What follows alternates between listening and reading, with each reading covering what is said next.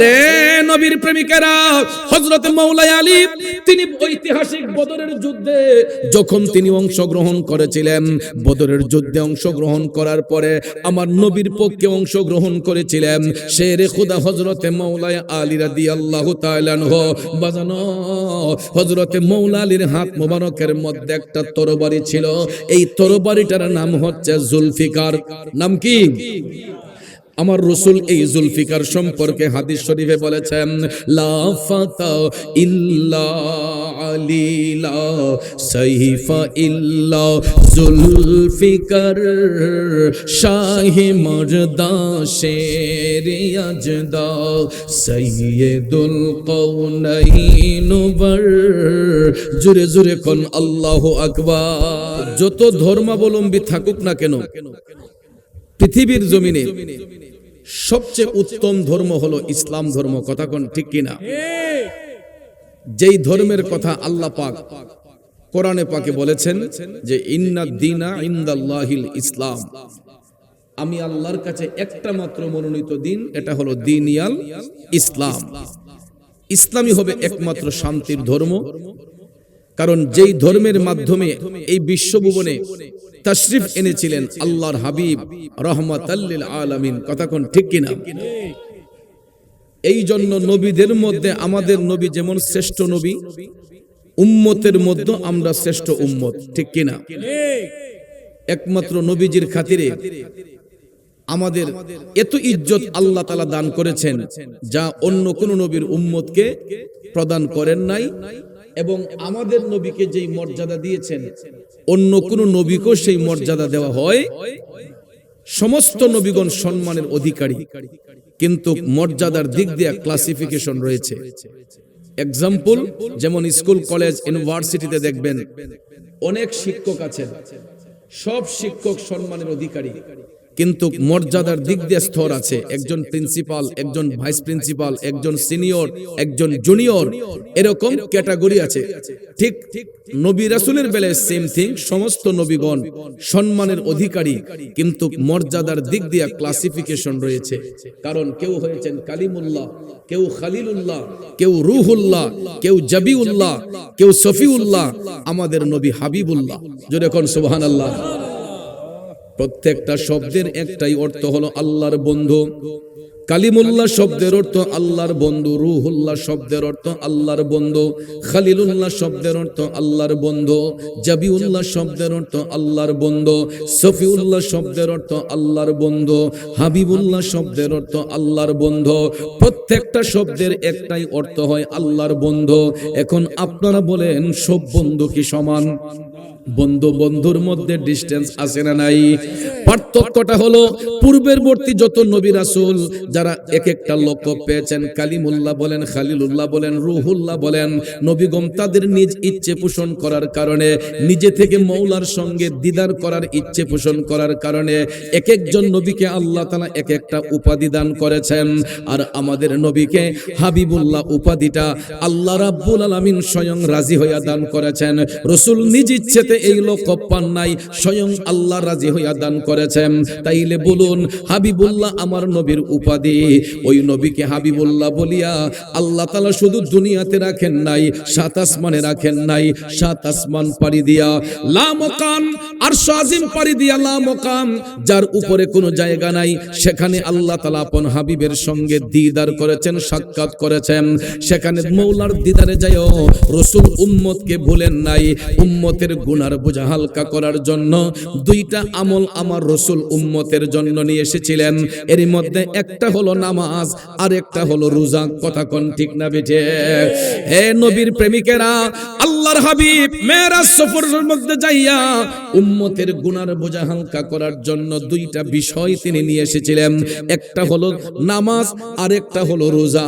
এই দুইটা আমলের মাধ্যমে উম্মতের গুনার বোঝা হালকা করার জন্য রাসূল বলেছেন, আমার উম্মত যদি এই দুইটা আমলকে গুরুত্বের সহিত আদায় করে, পালন করে, তাইলে তাদের আত্মা শুদ্ধ হবে। আর আত্মা যদি শুদ্ধ হইয়া যায়, ওই সমস্ত ব্যক্তিগুলা বান্দা থেকে আল্লাহর বন্ধু হইয়া যায়। যায় এদেরকে ইমানদার বলা হয়। আর এই জন্য নামাজের জন্য আল্লাহ রাব্বুল আলামিন বেঈমানকে ডাকেন নাই, দাজ্জালকে ডাকেন নাই, ফাসিককে ডাকেন নাই, মুনাফিককে ডাকেন নাই। আল্লাহ রাব্বুল আলামিন সূরা বাকারার 153 নম্বর আয়াতে কারিমার দ্বারা বলতেছেন বিসমিল্লাহির রহমানির রহিম ইয়া আইয়ুহাল্লাযীনা আমানুস্তাঈনু বিস-সাবরি ওয়াস-সালাহ। উচ্চস্বরে বলুন ঘোষণাটা কার? দেখেন আল্লাহ কত মহান। আমার আল্লাহ এই আয়াতে পাকের মাধ্যমে ইয়া আইয়ুহান নাস বলেও ডাকতে পারতেন, কিন্তু আল্লাহ রাব্বুল আলামিন এই পবিত্র আয়াতে কারিমার দ্বারা ইয়া আইয়ুহান নাস বলে ডাকেন না। আল্লাহ তাআলা বলতেছেন ইয়া আইয়ুহাল্লাযীনা আমানু, হে আমার ইমানদারের দলেরা, হে আমার ইমানদারগণ, ইস্তাইনু, তোমরা আমি আল্লাহর কাছে সাহায্য প্রার্থনা করো, আমি আল্লাহর কাছে সাহায্য প্রার্থনা করো দুইটা বিষয়ের মাধ্যমে। প্রথমেই আল্লাহ বলেছেন বিসবরি, ধৈর্যের সাথে, তারপরে আল্লাহ বলেন ওয়াসসালাহ, নামাজের সাথে। ধৈর্য এবং নামাজের সাথে যারা মওলাকে তালাশ করবে, ধৈর্য এবং নামাজের সাথে যারা মওলাকে তালাশ করবে, আমার আল্লাহ কয় ইন্নাল্লাহা মা'আস সাবিরিন,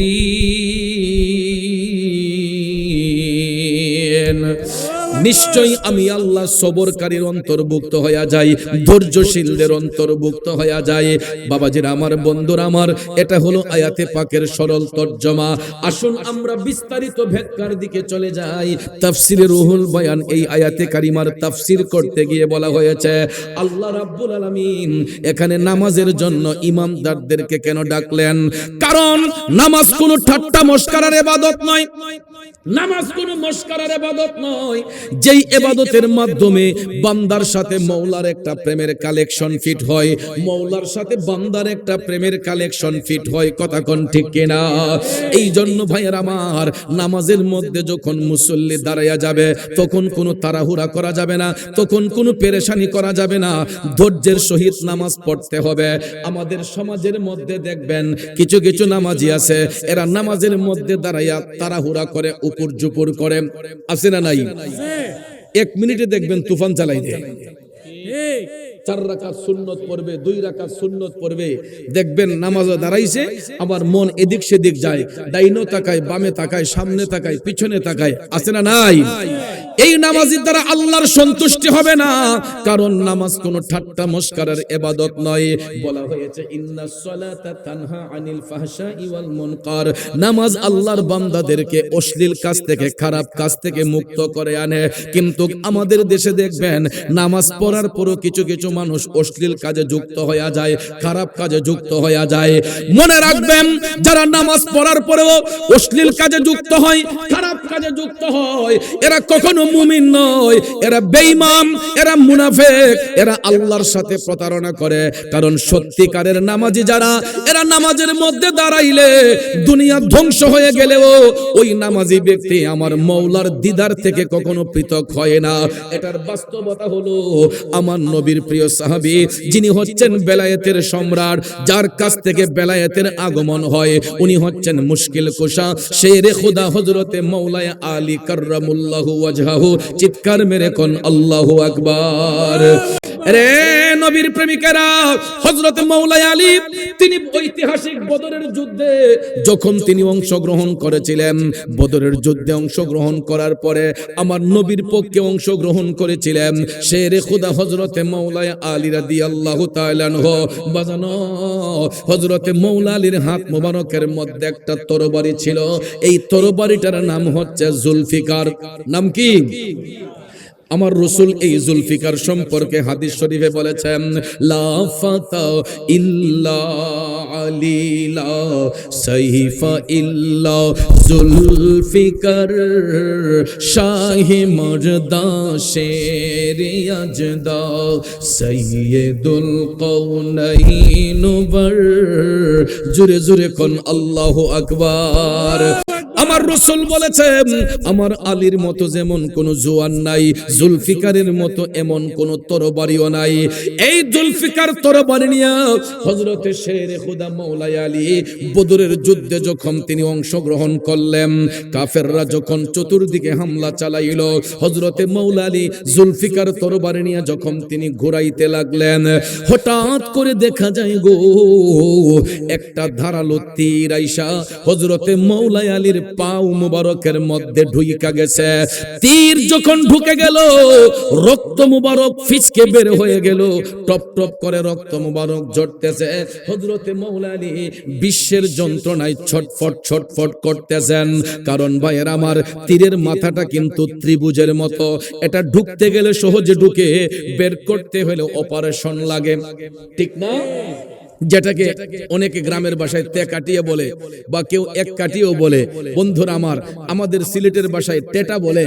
এটার মাথাটা ত্রিভুজের মতো থাকে, তিন মুখ থাকে, তিনটা কোণা থাকে। এটা ঢুকতে গেলে সহজে ঢুকে যায়, কিন্তু বের করতে গেলে এটা অপারেশন ছাড়া বের করা সম্ভব হয় না, ঠিক কিনা কম? মাওলা আলীর পাও মুবারকের মধ্যে এই তীর যখন ঢুকে গেল, রক্ত মুবারক গুলা টপ টপ করে পড়তেছে। মাওলা আলী বিশ্বের যন্ত্রণায় ছটফট ছটফট করতেছে। তখন সময় ওনার সহপাঠীরা যারা নবীর পক্ষে বদরের যুদ্ধে অংশগ্রহণ করেছিল, সবাই চেষ্টা করলেন পায়ের তীরটা খোলার জন্য। হযরতে আলী বললেন, না, এখন তোমরা আমার পায়ের তীরটা খুলো না, আমার কাছে লাগতেছে যেন পৃথিবীটা কিয়ামত হইয়া যাচ্ছে। হযরত আলী বললেন, এই মুহূর্তে আমার পায়ের তীর খুলো না। তখন সহপাঠীরা ডাক দিয়া কয়, হুজুর, যদি আপনার পায়ের তীর খোলা না হয়, আপনার ব্যথা তো কমবে না, আরো বেড়ে যাবে। হযরত আলী তখন বললেন, তোমরা একটা সুযোগে আমার পায়ের তীরটা খুলতে পারবা, এখন না খুইলো তোমরা ওই সময়টা খুইলো।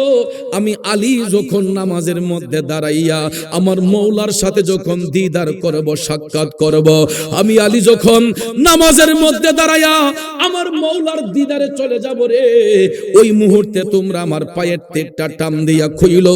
জোরে কি আল্লাহু আকবার বলবেন না? এই জন্য কবি বলেছেন, নামাজ পড়ো রে গহীনে ডুবিয়া, নামাজ পড়ো পঞ্চয়াত্মা মুক্তা দিয়া, জ্ঞানী মান সাজাইও রে গহীনে ডুবিয়া, নামাজ পড়ো, নামাজ পড়ো রে গহীনে ডুবিয়া, নামাজ পড়ো। ঠিক কিনা বলেন?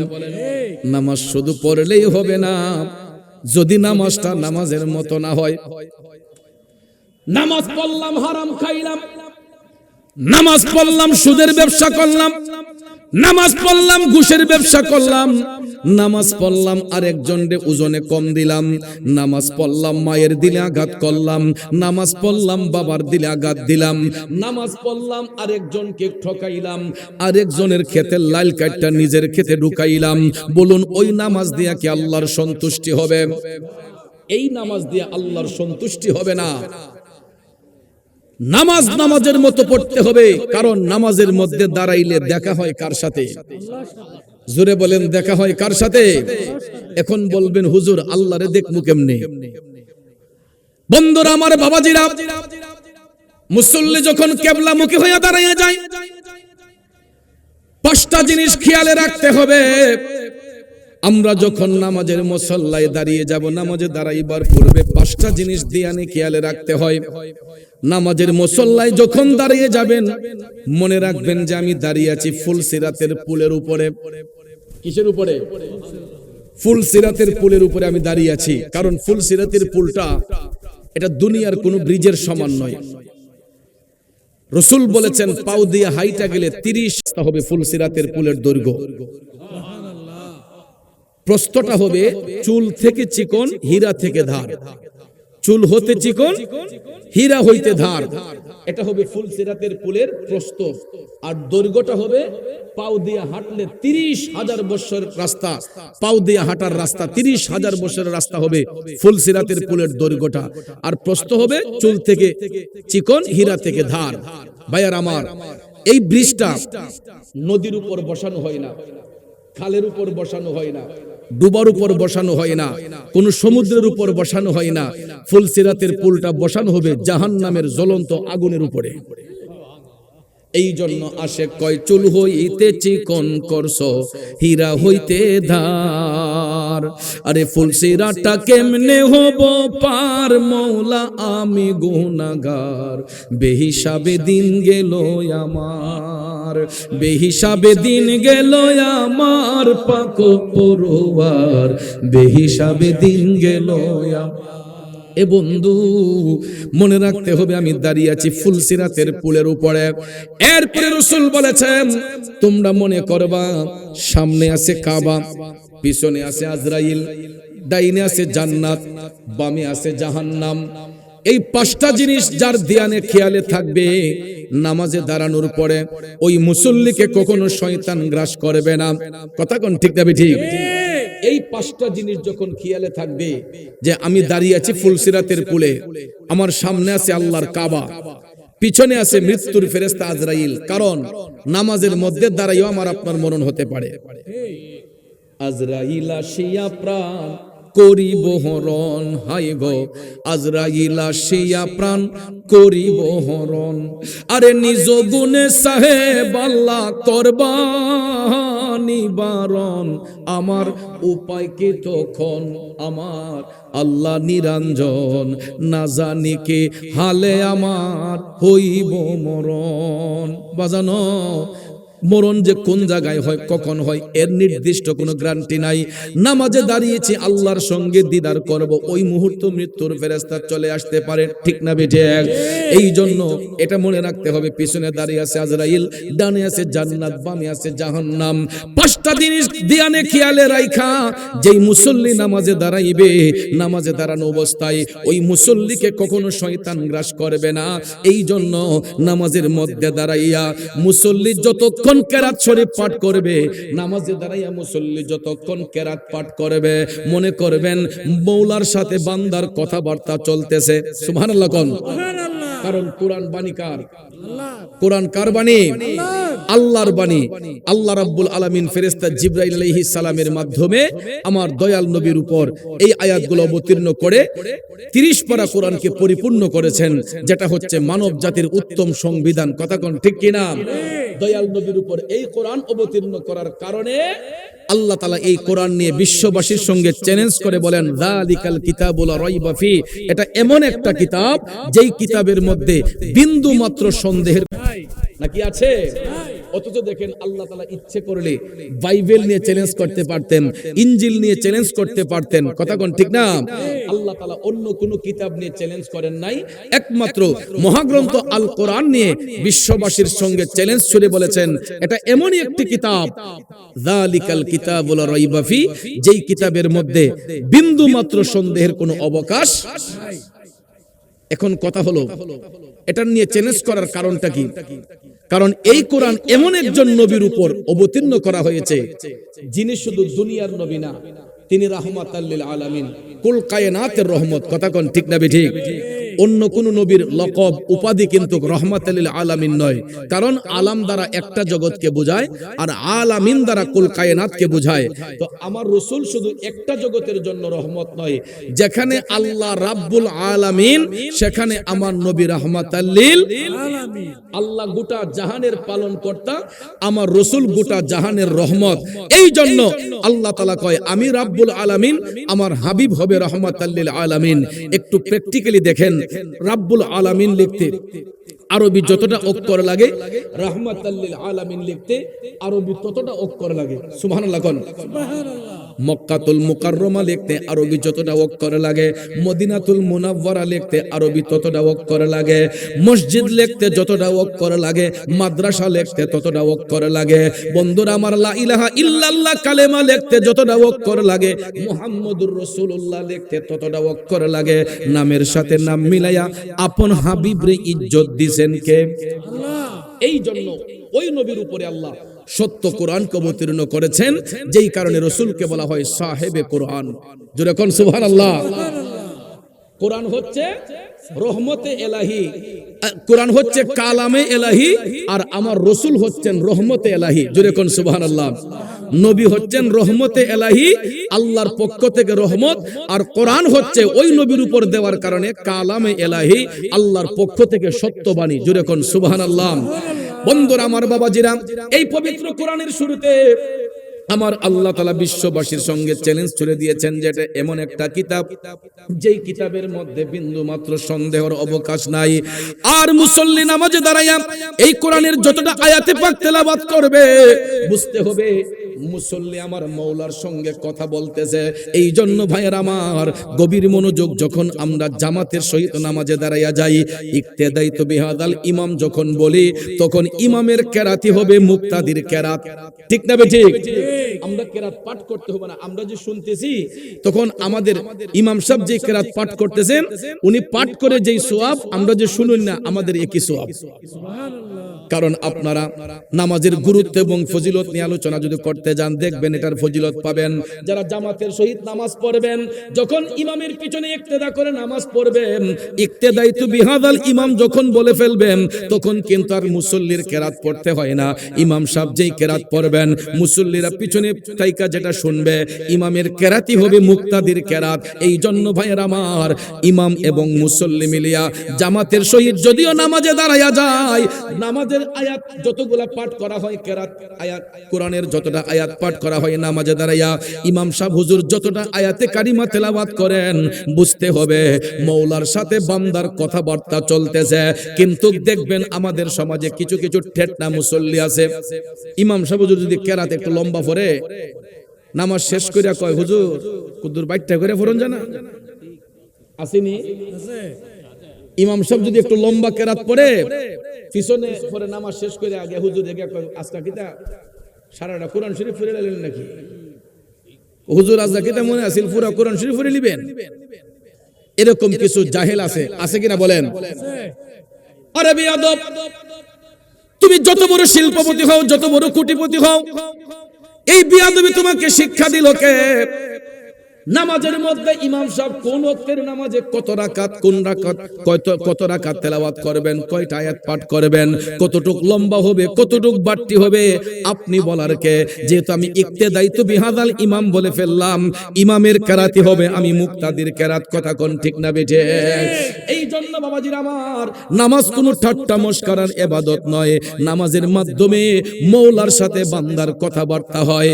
এই জন্য হযরত আলী বললেন, তোমরা এখন আমার পায়ের তেটটা খুইল না, আমি আলী যখন নামাজের মধ্যে দাঁড়াইয়া আমার মওলার সঙ্গে যখন দিদারে চলে যাব, সাক্ষাতে চলে যাব, তখন তোমরা আমার পায়ের তেটটা টান দিয়া খুলবা। সত্যি সত্যি সত্যি হযরত মাওলা আলী তিনি যখন নামাজের মধ্যে দাঁড়াইলেন, নামাজের মধ্যে দাঁড়ানোর পরে ওনার সহপাঠীরা পায়ের তেটটা টান দিয়া খুললেন, অথচ হযরত আলী উফ শব্দটা পর্যন্ত ব্যবহার করলেন না। আল্লাহু আকবার। তিনি কেমন নামাজ পড়লেন? আমরা নামাজ পড়লে দেখবেন মোবাইল যদি ক্রিং ক্রিং করে বাজে, আমরা পকেট থেকে মোবাইল ডাইন না এটার আগে দেখে টিপ দিয়ে বন্ধ করি। সামনের মুসল্লি নামাজ কয় রাকাত পড়ছে, পিছন থেকে আমরা হিসাব মিলাই, অথচ আমি নিজেও নামাজে। আপনারা বলুন, এটা কি নামাজ নাকি মশকারা? এটা মশকারা। কারণ মুসল্লি যখন নামাজে দাঁড়িয়ে যাবে, দুনিয়ার কোন সেন্স, চিন্তা চেতনা তার মধ্যে থাকতে পারে না, কারণ সে মওলার দিদারে চলে গেছে। কার দিদারে? মওলার। এই জন্য ভাইয়ার আমার, নামাজ কোনো ঠাট্টা মশকারার ইবাদত নয়। ইন্নাস সালাতা তানহা আনিল ফাহশাই ওয়াল মুনকার। নামাজ আল্লাহর বান্দাদেরকে অশ্লীল কাজ থেকে, বেহায়াপনা থেকে, খারাপ কাজ থেকে মুক্ত করে নিয়ে আসে। এই জন্য সাহাবায়ে কেরাম তারা যখন নামাজ পড়তেন, সব সময় তারা একাগ্র চিত্তে মওলার সঙ্গে প্রেমের কালেকশন ফিট করতেন নামাজের মাধ্যমে। আবু বকর সিদ্দিক রাদিয়াল্লাহু তাআলা আনহু বলেন, হযরতে ফারুক আযম বলেন, হযরতে শেরে খোদা মাওলা আলী বলেন, উসমান যুন্নুরাইন রাদিয়াল্লাহু তাআলা আনহু বলেন, এরকম সমস্ত সাহাবায়ে আজমাইন, তাবেঈন, তবে তাবিঈন, আইম্মায়ে মুজতাহিদিন, খুলাফায়ে রাশিদিন, ওলি আব্দুল গাউস কুতুব, অদ্যাবধি পর্যন্ত যত নেককার আত্মা হচ্ছেন, তারা মওলার নৈকট্য হাসিল করেছেন। ইশকে মুস্তাফার প্রেম অন্তরে নিয়া নামাজের মাধ্যমে তারা মওলার অধিক কাছে গিয়েছেন। নিয়েছেন, ঠিক না বেঠে? এ বন্ধুরা আমার, বাবাজিরা, আজকে জিনার স্মরণে কনফারেন্স, ইমামে আজমের জীবনী পড়ে দেখবেন তিনি তাহাজ্জুদের নামাজটা কাজা না হওয়ার জন্য, তাহাজ্জুদের নামাজটা কাজা না হওয়ার জন্য ইমামে আজম তিনি এশারের ওয়াক্তের ওযু দিয়া ফজর পর্যন্ত ইবাদত করছেন একটানা 40টা বৎসর। আজকে যার স্মরণে আমরা কনফারেন্স দিয়েছি, ইমামে আজম আবু হানিফা রাদিয়াল্লাহু তাআলা আনহু, যিনি এমনই একজন ব্যক্তি ছিলেন এশারের ওয়াক্তের ওযু দিয়ে ফজর পর্যন্ত ইবাদত করছেন একটানা 40 বছর। সুবহানাল্লাহ। কয় বছর? 40 বছর। আজকে দেখা যায় এই ইমামে আজমের বিরুদ্ধে কিছু বাতিল আকীদা এজিদের গোষ্ঠী আছে, ষড়যন্ত্র করে, যেগুলাকে লামাযহাবী বলা হয়, কথা কোন ঠিক না বেঠিক? খারিজি যেগুলাকে বলা হয়, যেগুলাকে আমরা আহলে খবিস বলি, এরা দেখবেন খালি সহিহ হাদিস মারায়, ঠিক না বেঠিক? অথচ তারা ইমাম বুখারীকে মানে, ইমাম বুখারীর দাদা উস্তাদ হচ্ছেন ইমামে আজম। সুবহানাল্লাহ কোন? ইমাম বুখারীরও উস্তাদের উস্তাদ হলেন ইমামে আজম, যাকে জীবনে কোনোদিন একটা প্রশ্ন করে কেউ আটকাতে পারে নাই। তিনি কেমন ইমাম ছিলেন ভাইয়ার আমার, তিনি এমন ভাবে রেওয়াজত বন্দেগী করেছেন, প্রত্যেকটা মাসলা মাসাইলের সুষ্ঠু সমাধান দিয়েছেন, এমন কোন ব্যক্তি নাই ওনাকে প্রশ্ন করে আটকাতে পারে। সুবহানাল্লাহ কোন? যেই কোনো মাসালার জন্য যারা যাইতো এরা ইমামে আজমের কাছে চলে যেত সমাধার জন্য।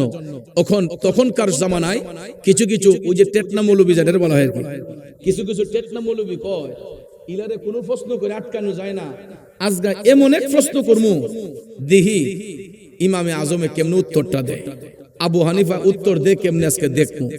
তখন কয় প্রশ্নটা কিটা? এটা হইলে গিয়া মানে অপ্রাসঙ্গিক প্রশ্ন, যেটা কোরআন সুন্নাহর ভিতরে নাই, বাহিরে গিয়া কয় হুজুর আপনি তো সব বিষয়ের সমাধান দেন, তো আজকে আমরারে একটা মাসালার সমাধান দিতে হবে। তে কয় কি সমাধান? তখন গিয়া কইতাছে হুজুর কুকুর কোন সময় বালেগ হয়, কুকুর কোন সময় বালেগ হয়, কুকুর বালেগ হয় কোন সময়, আমরা এই সমাধানটা দেন। এটা আমরা তো জানি না, আমরা আপনি তো সব বিষয়ের সমাধান দেন, আমরা এই মাসালার উত্তরটা দিয়া দেন। এখন আপনারা বলেন এটা কি কোরআন হাদিসের প্রশ্ন? না, এটা একটা অপ্রাসঙ্গিক প্রশ্ন। এখন তারা চিন্তা করলো যে ইডা কইলো তো ইমামে আজম আটকে যাবগা, উত্তর দিতে পারবে না, কথা কোন ঠিক না বেঠিক? তখন ইমামে আজম বলতেছেন এটারও সমাধান আছে। আই হাই হাই রে, এরা তো ভাবছে যে উনি পারবে না। তো কই কি বলেন? তখন ইমামে আজম বললেন শুনেন, মাসালার উত্তর দিতে হবে, যাই না, না যাই না কোনো ফতোয়া দেওয়া যাবে না, কথা কোন ঠিক না বেঠিক?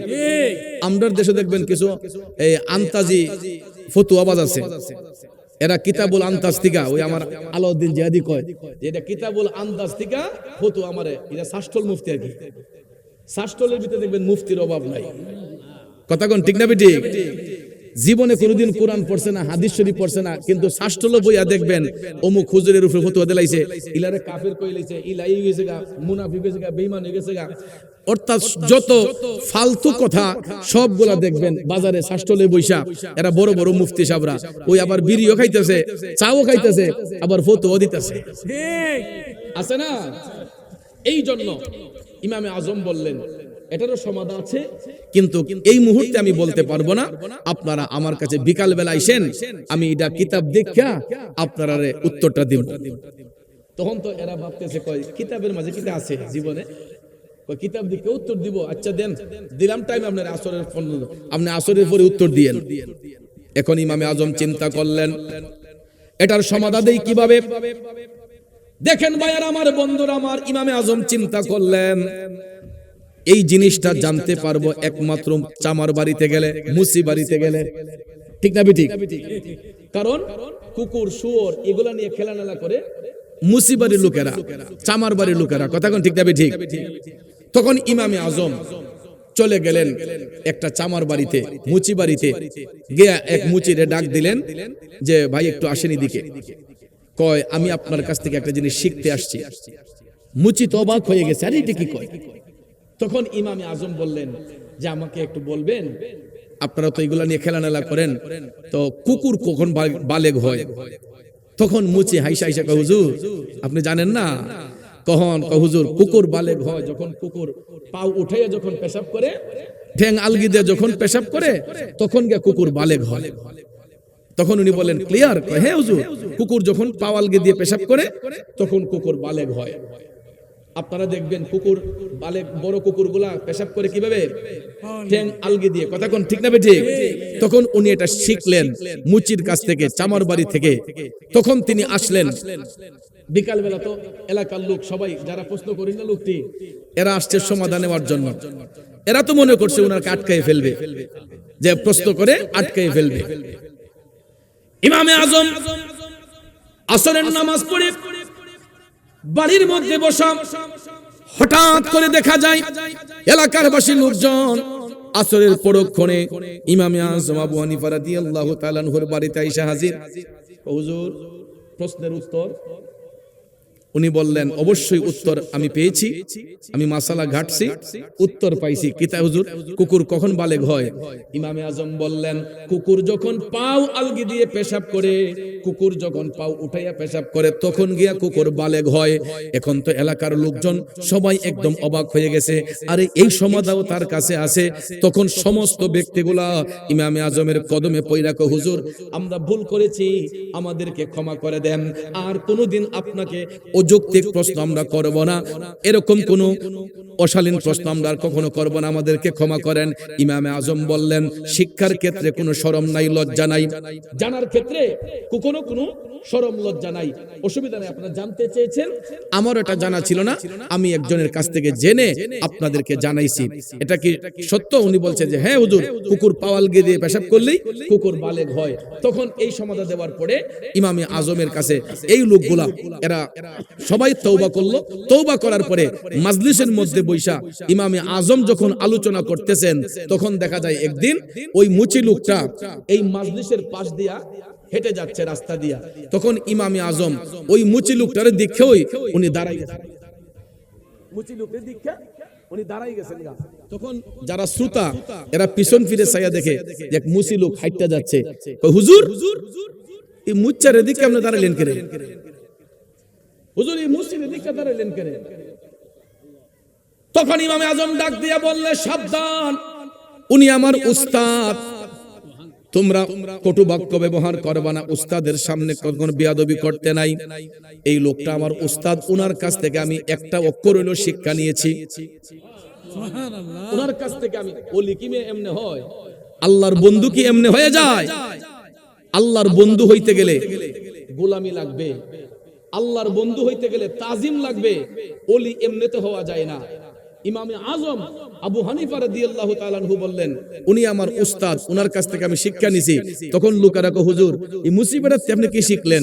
কয় উনার কাছ থেকে আমি শিখেছি, আপনারা যখন আমার কাছে জানতে চেয়েছিলেন যে কুকুর কখন বালেগ হয়, তখন আমি উনার কাছ থেকে শিখছি গিয়া উনি আমাকে শিখিয়েছেন যে কুকুর পাও উঠাইয়া পেশাব করলে কুকুর বালেগ হয়। এই জন্য একটা অক্ষর উনার কাছ থেকে শিকার কারণে উনি আমার সম্মানের পাত্র, উস্তাদ। উনি জন্ম হোক যথাতথা, উনার কর্ম তো ভালো, ঠিক না ঠিক? জন্ম হয়তো মুচি পরিবারে হতে পারে, কিন্তু তার কাছ থেকে আমি শিক্ষা নিয়েছি, সে আমার উস্তাদ। এই কারণে ভাইয়েরা আমার, এখান থেকে ইমামে আজম আমাদেরকে শিক্ষা দিয়েছেন যে কখনো কোনো মানুষকে খাটো করে দেখতে নাই, কখনো কোনো মানুষকে খাটো করে দেখতে নাই। আমাদের দেশে দেখবেন কিছু কিছু বুজুর্গ মানুষ আছে, এদের অর্থ নাই, সামর্থ্য নাই, এবিলিটি নাই, এদের চলাফেরাটা দেখবেন খুব স্লোলি এবং নম্র ভদ্র। গায়ের কাপড় কোলা দেখবেন ইস্তারি দিতে পারে না, খুসখুস হইয়া পিছন দিয়ে বইল্লা উঠা গেছে, আছেন এরকম লোক। কিন্তু দেখবেন হাতের মধ্যে তাসবিহ আছে, মুখে আল্লাহর জিকির আছে, তার মধ্যে 5 ওয়াক্ত নামাজ আছে, তাহাজ্জুদের বন্দেগী আছে। কিন্তু গিয়ে দেখেন কোটি কোটি টাকার মালিক, ওই ব্যক্তিটাও আল্লাহর বন্ধু হতে পারে নাই। এই রাস্তার ভিখারি লোকটা, গরিব মানুষটা আমার মৌলার প্রেমে পাগল হইয়া সে আমার আল্লাহর বন্ধু হইয়া তার মকাম অনেক ঊর্ধ্বের জগতে নিয়ে গেছে। কথা কোন ঠিক না ঠিক?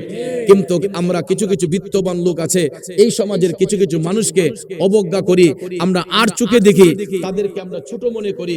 কিন্তু ভাইয়ার আমার, বন্ধুরা আমার, কখনো কোনো মানুষকে খাটো করে দেখতে নাই, আর চোখে দেখতে নাই। কারণ পৃথিবীর কোনো মানুষ সাধারণ না, প্রত্যেকটা মানুষ অসাধারণ। পৃথিবীর কোনো মানুষ সাধারণ না, প্রত্যেকটা মানুষ অসাধারণ। আমরা হয়তো মুখে মুখে বলি আরে এটা সাধারণ মানুষ, আরে একটা সাধারণ ব্যক্তি, আসলে কিন্তু সাধারণ না, অসাধারণ। কারণ আল্লাহ রাব্বুল আলামিন এক একটা মানুষকে এক একটা বৈশিষ্ট্য দিয়ে বানিয়েছে। আমার মধ্যে যেই গুণ আছে আপনার মাঝে নাই, আপনার মাঝে যেই গুণ আছে আমার মধ্যে নাই। অনেক সময় আমি ভাবি আহারে এই যে দিনমজুর ভাইয়েরা 1 মণ 1.5 মণ না জিনিসটা মাথার মাঝে লইয়া আমি দেখি এরা অনেক দূর হাইটা চলে যায়। মাটি কাটুন না ভাইগুলা, মাটির বোঝাটা মাথার মধ্যে নিয়ে দেখা যায় এই যে একটা উড়ানো তো শত শত উড়া মাটি মাথার মধ্যে নিয়ে দেখা যায় এরা বিভিন্ন পুকুর পাড়ে বিভিন্ন বিটের মধ্যে নিয়ে ফালাইতেছে। আমি চিন্তা করি আহারে আমি যদি 5টা কূপ দেই মাটির মাঝে আমার কলজা চিপা লাগে দেব। কিন্তু এই মানুষগুলা কতগুলা কুবাইয়া মাটিগুলারে এক জায়গা থেকে আরেক জায়গায় রাস্তাতে মাথার মধ্যে বহন করে নিতেছে। কিন্তু ভাইয়ের আমার আবার চিন্তা করি না আল্লাহ তাআলা হয়তো এই কাজের জন্য এই লোকটারে সিলেক্ট করেছেন, ঠিক না ঠিক? আবার ওই মাটি কাটুন না লোকটা আইসা আমি যেরকম পাবলিক প্লেসে কথা বলতেছি 1 ঘন্টা 2 ঘন্টা কথা বলার মতো এবিলিটি যোগ্যতা তার হয় নাই, কিন্তু আল্লাহ তাআলা এইখানে আমাকে নিয়োজিত করেছেন, আল্লাহ তাআলা তাকে ওইখানে নিয়োজিত করেছেন। কাউকে আল্লাহ ইমামতিতে রেখেছেন, কাউকে ব্যবসার মধ্যে রেখেছেন। একজন ব্যবসা করবে, একজন চাকরি করবে, একজন ওয়াজ করবে, একজন মাটি কাটবে। মোট কথা এক একটা মানুষ এক একটা কাজের জন্য আল্লাহ তাআলা মনোনীত করেছেন। এই জন্য কোনো মানুষই সাধারণ নয়, প্রত্যেকটা মানুষ অসাধারণ। কথা কোন ঠিক না ঠিক? এই জন্য man can not live alone, মানুষ কখনো একা বাস করতে পারে না। কথা কোন ঠিক না ঠিক? মানুষ মানুষের জন্য, আর যার মধ্যে মনুষ্যত্ব থাকবে ওই ব্যক্তিটা বান্দা থেকে আল্লাহর বন্ধু হবে। কথা কোন ঠিক না ঠিক? এই জন্য ভাইয়ের আমার আরেকটা কথা হলো যে যেই কর্ম করি না কেন নামাজ কিন্তু সবার জন্য ফরজ করা হয়েছে। কথা কোন ঠিক কিনা? যে যেই কর্ম করি না কেন প্রত্যেক কর্মটা এক ধরনের ইবাদত। আবার বন্ধুরা আমার নামাজ কিন্তু সবার জন্য এটা উত্তম ইবাদত। এই জন্য ভাইয়ের আমার মাটি কাটুন না লোকের জন্য নামাজ ফরজ, ব্যবসায়ীর জন্য নামাজ ফরজ, চাকরিজীবীর জন্য নামাজ ফরজ, বক্তার জন্য নামাজ ফরজ, হুজুরের জন্য নামাজ ফরজ, যেই কোনো মানুষের জন্য নামাজ ফরজ। এই জন্য নামাজ থেকে কখনো দূরে সরা যাবে না। নামাজ আল্লাহর বান্দাদেরকে অশ্লীল কাজ থেকে খারাপ কাজ থেকে মুক্ত করে। আওয়াজ করেন ঠিক না বেঠে? এ বন্ধুরা আমার বাবাজিরা, ইমামে আজমের কথা বলেছিলাম যার স্মরণে আজকের কনফারেন্স, যিনি এশারের ওয়াক্তের ওযু দিয়া ফজর পর্যন্ত ইবাদত করেছেন যাতে করে তাহাজ্জুদ কাজা না হয়। তাহাজ্জুদ কাজা না হওয়ার জন্য ফজর থেকে এশা থেকে ফজর পর্যন্ত ইবাদত করেছেন। একদিন নয়, 2 দিন নয়, টানা 40টা বছর।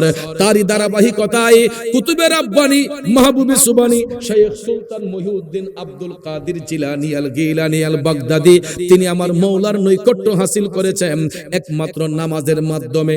ঠিক কিনা? গাউসে পাকের জীবনী পড়ে দেখেন, তিনিও একইভাবে ইমামে আজমকে অনুসরণ করে তিনিও এশারের ওয়াক্তের ওযু দিয়ে ফজর পর্যন্ত ইবাদত করছেন 40 বছর। সুবহানাল্লাহ, আরো জোরে কোন সুবহানাল্লাহ। সুবহানাল্লাহ। আতাই রাসূল খাজা গরিবে নওয়াজের জীবনী পড়ে দেখলাম খাজা মঈনুদ্দিন চিশতি যখন মওলার ধ্যানে যাইতেন তিনি আগে ওযু কইরেই নামাজ পড়তেন।